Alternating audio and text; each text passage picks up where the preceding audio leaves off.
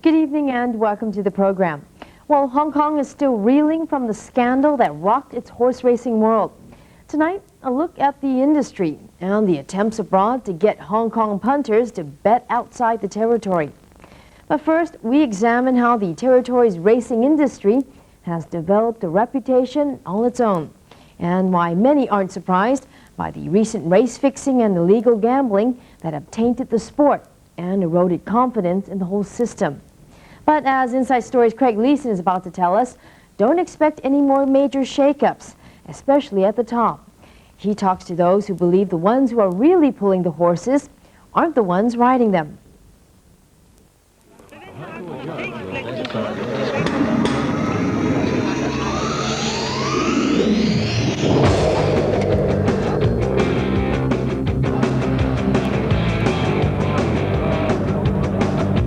They call it the sport of kings. But in Hong Kong, where the only king is money, horse racing is viewed as simply another way of making a fast buck. In broad turnover terms, it's the second biggest in the world, basically to Japan. But it's a different betting type of structure there. And this is basically as big as you'll ever get. Punting is a passion in Asia. Nowhere else in the world are the rewards so great. Here, a $20 bet can make you a millionaire. The lure is enormous, and it has been very much part of the fabric of Hong Kong life for decades. It's estimated that 1 million people here gamble on racing. Last year, the Jockey Club's betting turnover was more than $80 billion. It's big business and, for many, involvement offers big face. Winning stakes are among the highest anywhere. But in the money capital of the world, where winning is everything, those ingredients often breed greed and corruption.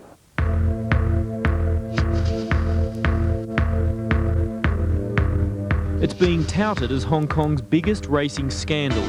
36 people arrested, dozens of files, computers and videotapes seized, and some of horse racing's biggest names detained in custody before a single charge had been laid. The Independent Commission Against Corruption's dramatic mid-meeting raid at Sha Tin followed tip-offs of illegal bookmaking and syndicated race fixing. So far, only 5 men, including 2 Malaysian Chinese, have been charged, all with illegal gambling. But the ICAC believes there are bigger fish to fry, and its investigation continues. Now, anything like this has to be considered very serious. And the ICAC have kept, as far as I know, and as far as anybody would know, have kept a watching eye on it. And that goes really back to the fact that it is such an integral part of Hong Kong racing, and there is so much money in it. And of course, it has to be said that something like this can be open to corruption. The first whiff of a race scandal permeated Happy Valley in October via a horse called Gold Capture. In what was a first for Hong Kong, the Jockey Club summoned all 24 jockeys and trainers of the race to give evidence at an inquiry inspired by Andy Coe's ride on Gold Capture. In this race, Coe's mount steers wide of the rails, making it travel, analysts say, further than it should. As well, there's no encouragement from the jockey to the horse. The jockey's tricks can begin at the barrier, where, as the stalls open, a jockey can pull back suddenly on a horse, making it rear, losing vital seconds. Andy Coe was given 9 months disqualification for this ride, and following further investigations, stewards also disqualified Rambo Chair, normally an aggressive rider, for opening this gap for the eventual winner. His unorthodox use of the reins close to home also defies belief. The incident was more than enough to grab the attention of the ICAC.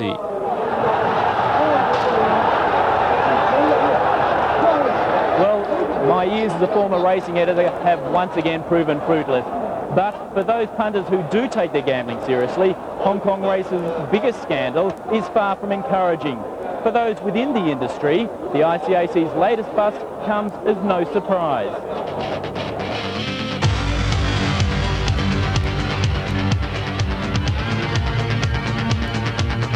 "11 years ago, Hong Kong racing was devastated by the territory's biggest scandal. A prominent Shanghainese businessman, textile tycoon, called Y.L. Yang, who was a prominent member of the Jockey Club, was controlling approximately 80 horses in at least 4 different stables. He also controlled a number of jockeys that were then riding in Hong Kong, and the whole aim of the exercise was to fix races so that horses would finish in a particular order, and he would bet on the horses himself, as would his friends, and bets would be placed on behalf of the jockeys who were participating in this scam. Kevin Egan was the public prosecutor for the Shanghai Syndicate case.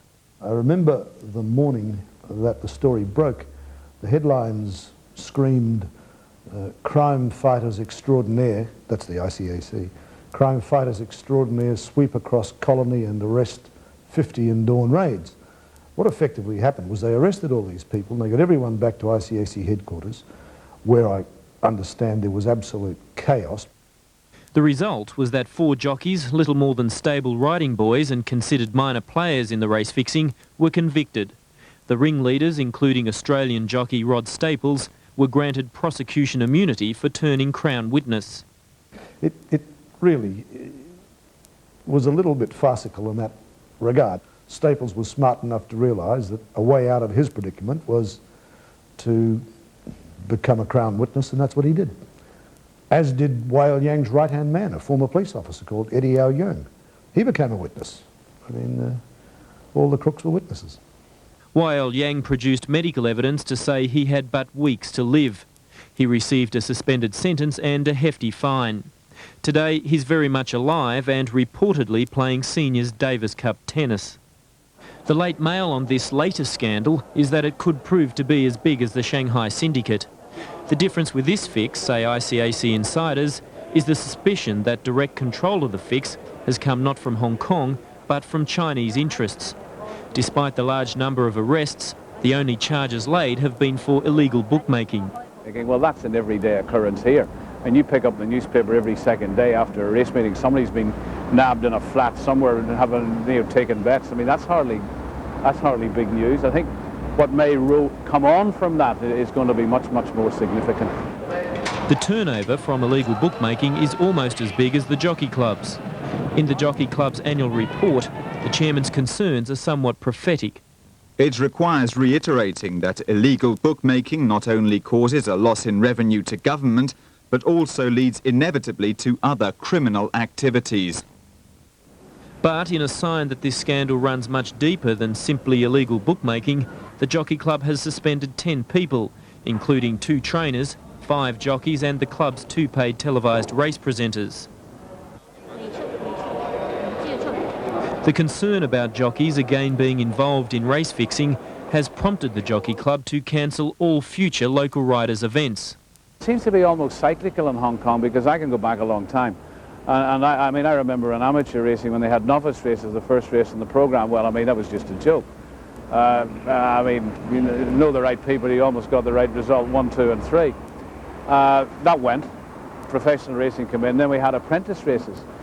And that got a bit funny, and bang, they went. We forgot all about that for a while. Well, now these local riders races, rather than strictly apprentice races, came into being, and well, at the moment that's been shelved again. As I said, it does seem to be a bit cyclical here at times. Attention is now being focused on the role of stipendiary stewards. They are the jockey police, the ones who must ensure a jockey allows his mount a fair run. But as one racing writer commented in a recent newspaper column, in previous seasons the stewarding has been at best lenient. I think that's fair to say that. I think that there have been notable instances in the past where a much stronger line could have been taken. I believe that.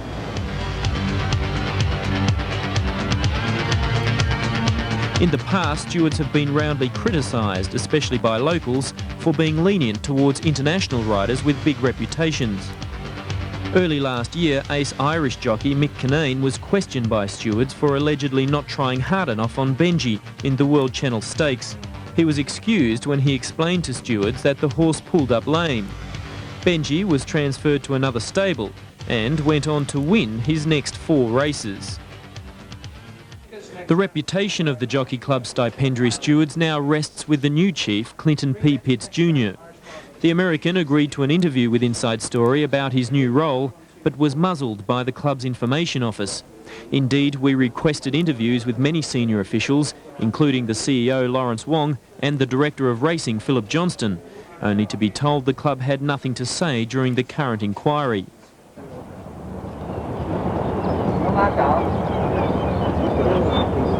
It's early morning at Sha Tin racetrack, a time when most people are asleep.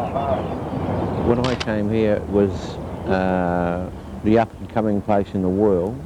They were just turning professional. And I was in Melbourne, and I could see no future for a young person.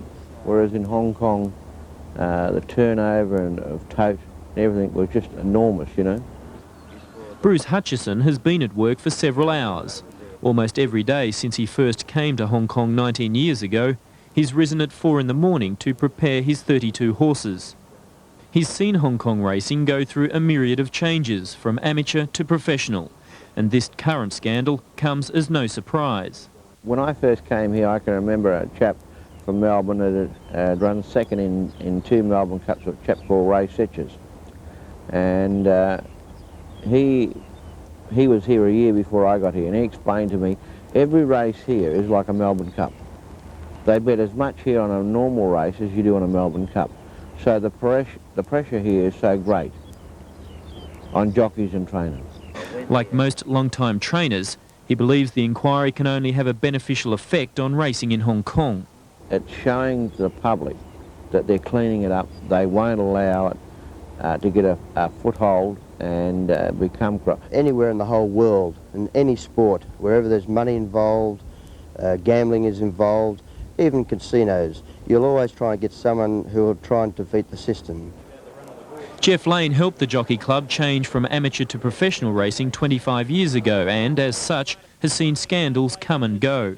What do you think the immediate effect on racing will be in Hong Kong? With the inquiry, I don't think there'll be any effect whatsoever.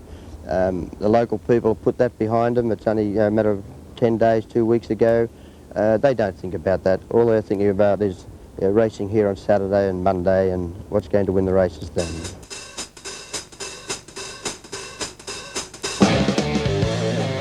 At the end of the day, Hong Kong's international image as a racing powerhouse will have been tarnished yet again. But locally, the punters don't appear to care.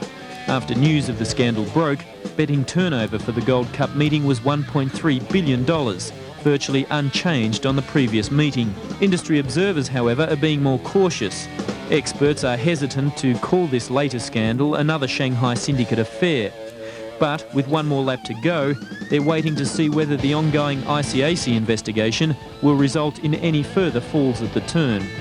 That was 11 years ago, and I think memories have faded a bit, and lessons that were learnt then have perhaps been forgotten. And so here we are now with round 2 on our doorstep.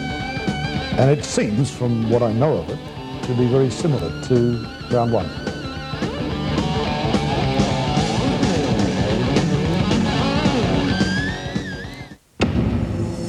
My father is allowing himself to die, and what do I get to do about it? Nothing. Let's not lose sight of the error in judgment you made here. You protected a criminal. Yes, now take the blame. Give Chicago Hope 6 months to prove it can operate in the black. The Regent Hotel Shopping Arcade Special, Chicago Hope, tonight at 8:30. 強仔，幫我落街買支萬字醬油啊！點解喎？天然成分，天然釀製，唔經人手，衞生啲，好味啲咯。婆婆，邊隻最好味啊？梗係萬字醬油啦！我幾十年嚟煮味餸都用佢㗎。啊，萬字醬油真叻仔！但係媽咪點解買萬字醬油？點解你唔叫家姐去買嘅？點點滴滴，純真回味。萬字醬油。Oh no! Busting your buttons? That's embarrassing. Uh-oh, not another lost button. That could take time to repair. Don't panic. Reach for the incredible Buttoneer. It's back and better than ever. Look, Buttoneer attaches buttons so easy it's a snap. No sewing, no threading. Now that's fast.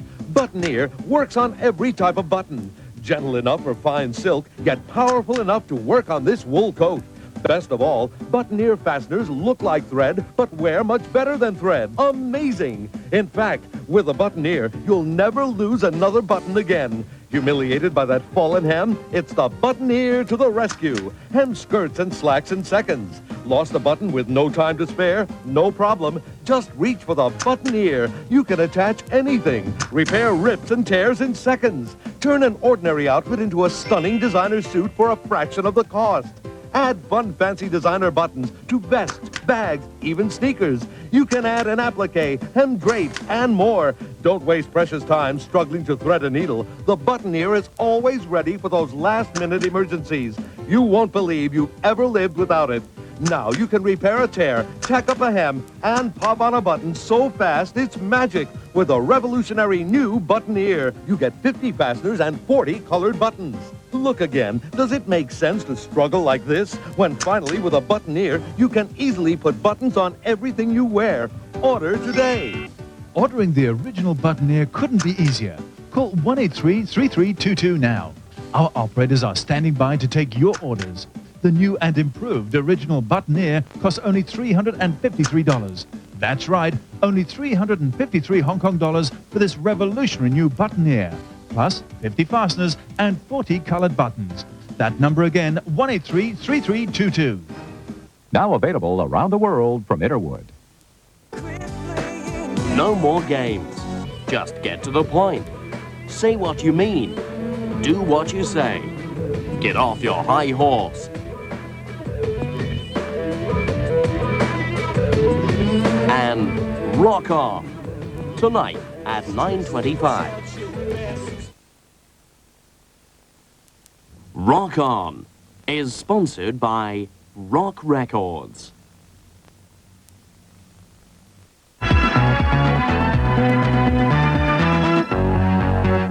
Welcome back to Inside Story. Earlier we looked at one of the biggest scandals to hit the horse racing industry and why many doubt it'll lead to real improvements in the betting business. Now we examine why there are plenty of takers when it comes to investing in a racehorse. As Inside Story Stephen Marshall explains, the returns are great, but not quite monetary. It's all about yielding prestige, lots of it. And he reports on one Australian scheme that aims to capitalize on the punters market here.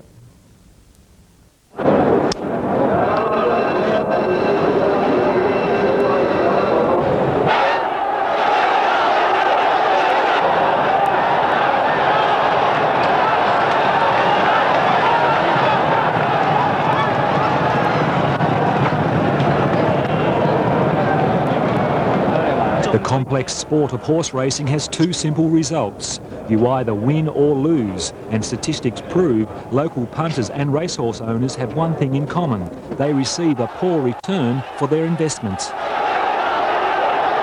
Last season, the Jockey Club pocketed $15 billion from punters, while more than half of all racehorses failed to cover basic costs for their owners.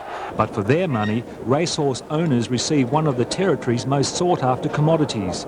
In Hong Kong, prestige rides on the back of a horse.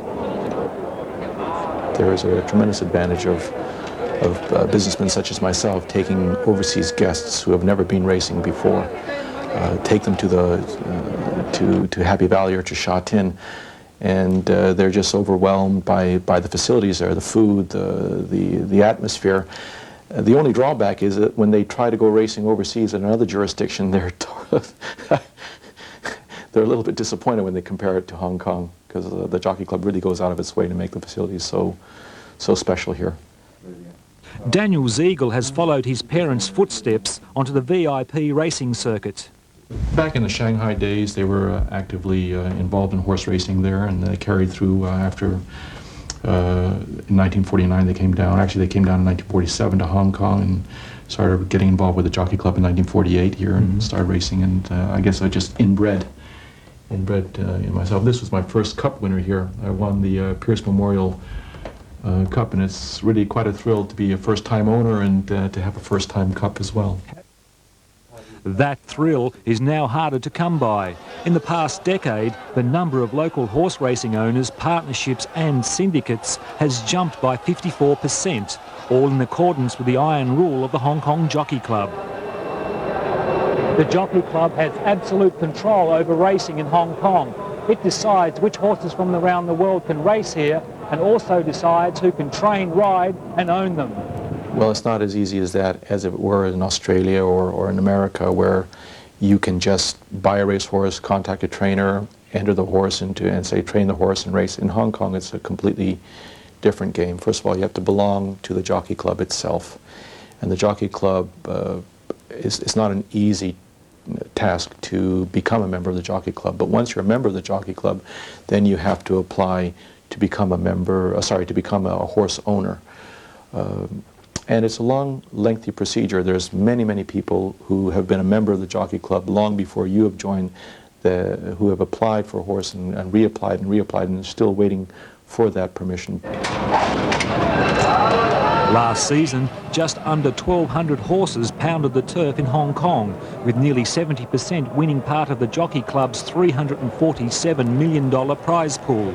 But it's an expensive business. It costs around $20,000 a month to keep a horse in race condition, and last season just 7 horses won more than 3 races. And thoroughbreds come at blue blood prices. At the Hong Kong Jockey Club International Horse Sales in December, local owners paid a total of $30 million for 29 horses.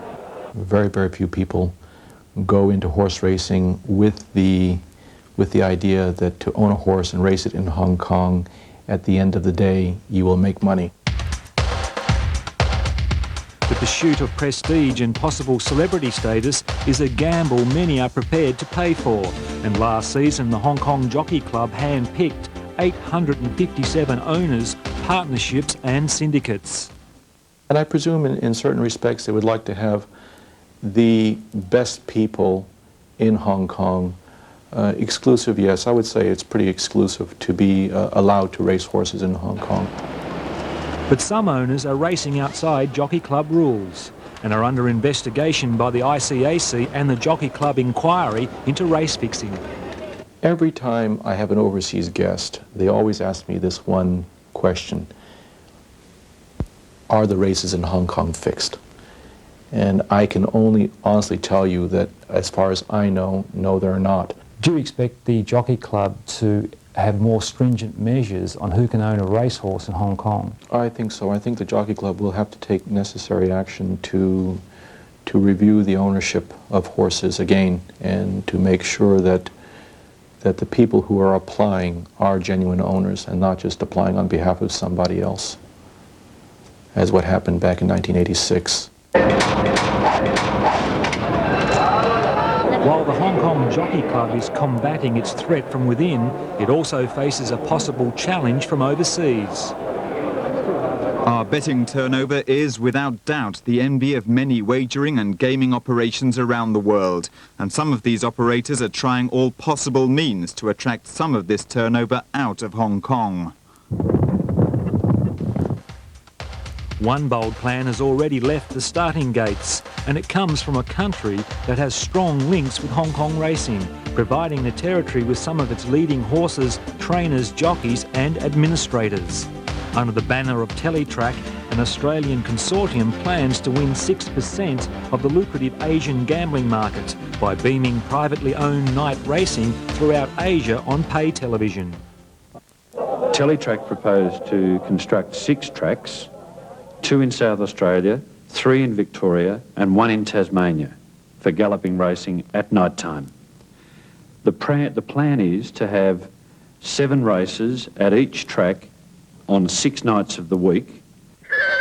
At this stage, Teletrack, or Rebel Racing as it's referred to in Australia, is just a plan and has no support from established racing clubs who run racing in Australia. Teletrack say that they can make money from leasing these horses to people in Asia who will then fly down and watch their horses race at Maryborough or in East Gippsland or wherever. We haven't seen any market surveys about that. Look, all I can say is that strikes us as ambitious, and we'd be interested to see the information they have as to what sort of market there is for people in Asia to buy a maiden performer and watch it run at night on television. But Teletrack has cleared some hurdles in winning support from several Australian state governments with its promise to revive struggling rural economies. Well, China says that they don't claim to be gamblers. Hong Kong is a big market. Japan is a big market.